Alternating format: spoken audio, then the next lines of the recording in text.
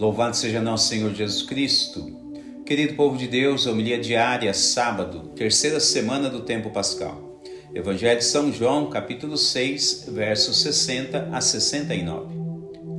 O final do capítulo 6 de São João também é reservado para o final do discurso de Jesus sobre o pão da vida.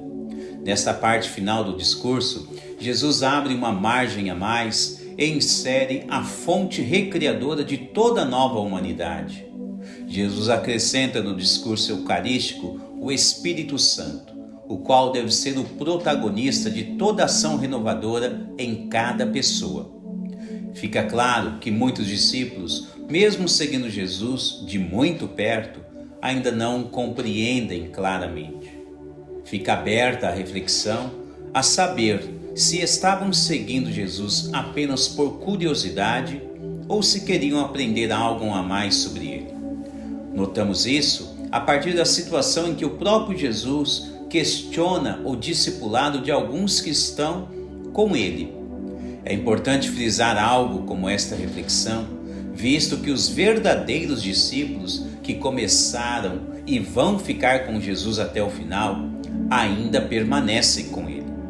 Ao falar sobre comer a carne de Jesus e beber o seu sangue, muitos ficam escandalizados. Qual o motivo do escândalo?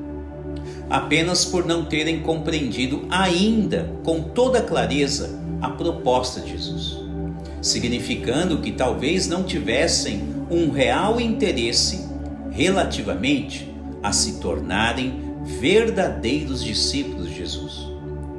Isto fica mais claro ainda quando o evangelista São João descreve que muitos abandonaram Jesus a partir daquele momento.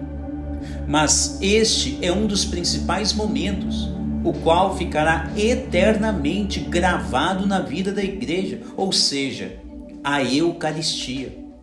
De fato, a Eucaristia é a fonte e o ápice de toda a vida da igreja. Aliás, Sacramentum Caritatis é uma exortação apostólica escrita por Bento XVI quando ainda era Papa, que ressalta o grande valor espiritual da Eucaristia como pão da vida. O primor da Igreja de Jesus é a Eucaristia. Mas para compreender toda a sua riqueza espiritual, sua origem, sua força que vem do céu, é necessário observar atentamente as instruções de Jesus, onde ele ensina que o Espírito Santo deve ser o protagonista para obter perfeita compreensão e entendimento sobre o pão da vida. Para isso, Jesus deixa claro que existe uma contraposição entre o desejo corporal e o desejo espiritual. Por isso se diz no Evangelho que é o Espírito quem dá a vida. Os desejos da carne, por vezes, são contrários ao desejo do Espírito. Realmente, São Paulo descreve aos Gálatas uma longa lista de desejos contrários ao Espírito. Basta conferir São Paulo aos Gálatas, capítulo 5. Ao mesmo tempo, neste mesmo capítulo, São Paulo descreve quais são os desejos do Espírito. Aqui nosso tempo é curto, uma pena. Mas valeria a pena dar uma pequena lida em Gálatas capítulo 5, versos 13 a 26, e ver o quanto é importante ter discernimento claro em relação aos desejos da carne e os desejos do Espírito. Deste ponto de vista, o discurso de Jesus ganha um peso ainda maior, visto que ele está instruindo o quanto é importante cada pessoa deixar-se ser conduzida pelo Espírito Santo. Será o Espírito que abrirá a inteligência de cada discípulo, a fim de que possam enxergar claramente a real mensagem de Jesus sobre o que ele está instruindo naquele momento, sobretudo em relação a comer o seu corpo e beber o seu sangue.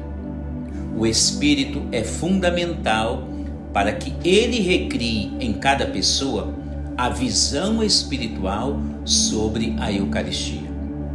Caso contrário, existe o risco de querer abandonar Jesus como fizeram alguns discípulos naquela ocasião, que são citados por São João Evangelista.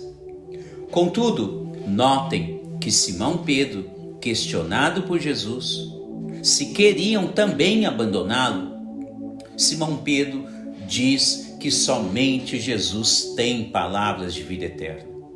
Um homem simples como ele, que mesmo sem compreender com toda clareza, resolve fazer a melhor escolha, ou seja, permanecer ao lado de Jesus até o momento certo, para compreender com toda clareza o significado de cada um dos ensinamentos de Jesus.